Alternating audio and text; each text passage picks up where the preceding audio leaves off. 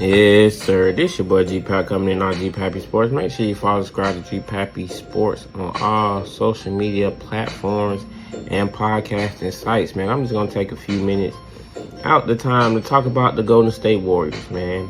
Is the dynasty over? Is the dynasty gonna continue?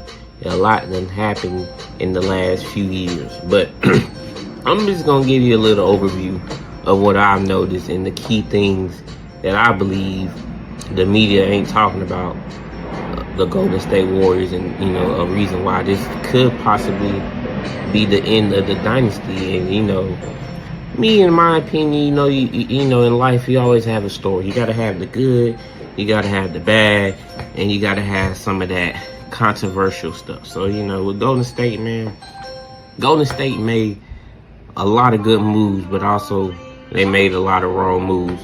With that being said, I'm going to explain it and break it down to you like this.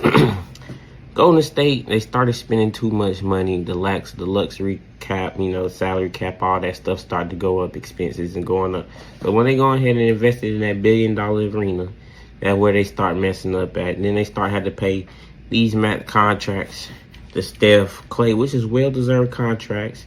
But mistake number one, in my opinion, of why Golden State could be at the end of the dynasty. I think they got one more run. I think they're going to be pretty good with CP3, by the way. A lot of people don't think they're going to be good with CP3. CP3 got to come off the bench. I don't know why people saying CP3 got to start. I don't see him starting 5 minutes and then come off the bench. Everybody gets old and everybody going to come off the bench. So, you need to come off the bench. But, rule number one, they gave up too early on James Wiseman. And I ain't even gonna blame James Wiseman, because this is coming off what? Not the last championship, but the championship before that. They had the injuries, and then they were sorry. And they end up having the number one draft pick, and they end up drafting James Wiseman because at the time they needed a big, right? Now, you had other players out there. I can't even remember the list of other players you could have chose, but I was on the mindset that they could have went with LaMelo. They could have secured the backcourt. They could have went with LaMelo Ball. I know that seems crazy because LaMelo's a star, but they could have had a backcourt of LaMelo Ball and Jordan Poole as the backups with Steph and Clay starting if they could have drafted that play right. So that's mistake one in my opinion. But they went with the right decision, James Wiseman, because they needed a big at the time. But over time, the development of the young players never happened. Jonathan Kuminga, yeah, he showed flashes, but he's not where he's supposed to be at. Moses Moody was a wild card, not where he's supposed to be at. James Wiseman, they just traded him. Jordan Poole, they just traded him. Kevon Looney was like the OG. He been around since, when Harrison Barnes was there, basically. He's still there. So they have no other development around the bigs. So they went out there and got Darko Saric from... He used to play with Philly, a good big, by the way, pick and pop player who can shoot the 3 rebound.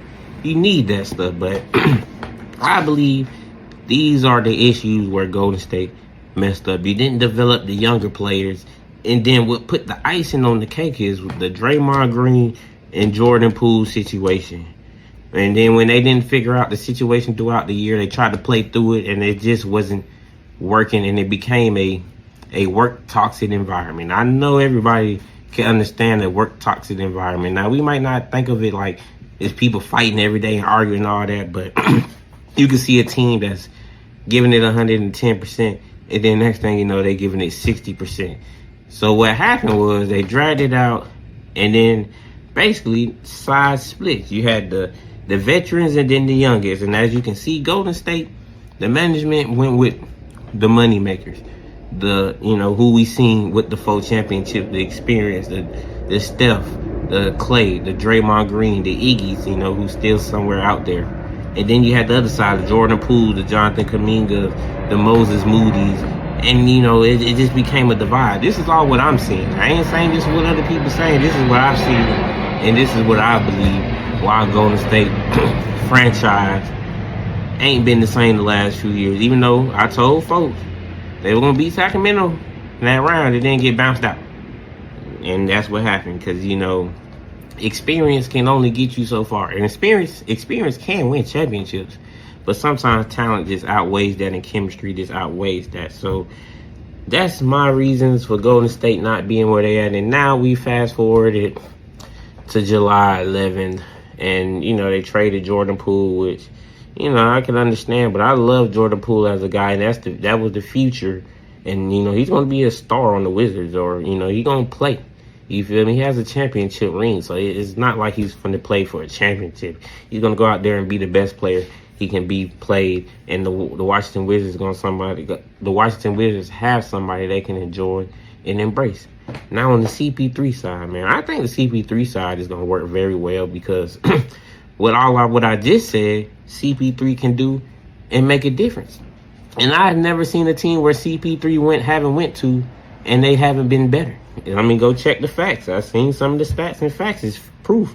And then this will shows you how good of a leader CP3 is. When he went to that OKC, a lot of people thought his career was over at OKC. Led them troops, led them young boys, got them boys into the playoffs, did what they want to do. But he made a name. Wherever CP3 gonna go, gonna make it easier for you. And with the Warriors, the young players, it's never been easy. The Golden State Warriors system is not easy. It's not you catch it, boom, quick lobs, do all that. You got to cut, get to the exact spot at the exact moment, take the shot when you need to take it. But with CP3 coming off that second unit, pick and roll, pick and pop, put you right there, cut, lob, that leadership, even though Draymond has it, Steph has it, but CP3 is a point guard for a reason. They call him a point guard for a reason. So I don't see all the extra, the negativity on CP3 with him joining the Warriors. I know it's crazy.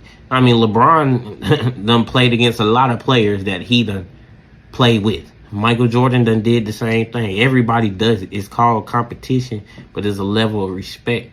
Patrick Beverly does it. Patrick Beverly done win at the best of the best, and he go play with him. Look at it. He played with LeBron, now he playing with Embiid. So, I mean, hey. So it's how you take it and how you put it in the system and however it makes it go. And I think CP3 is going to dog them young boys. Them young boys need that. Going to make their jobs easier. It's going to make CP3's job easier because he don't have to start. And he's backing up Steph, one of the best point guards ever in the world. You got two of the best point guards ever to play the game on the same team. I know the age is a little up there, but people don't understand how important point guard is. Point guard is like a quarterback. You need that leader. If you don't have that leader, you're going to be out there looking lost like sauce. Not lost like sauce, lost in the sauce. So we out here with it, man. That's just my little take on Golden State Warriors, The off season, is the dynasty on? Is the dynasty still off? I believe they got one more run. But to ensure the title run, I believe they got to add a piece. I don't know how, when, where, how they going to do that. But if I know Golden State front office management, and they always have some slicks or some tricks up their sleeves, so we will figure out in due time.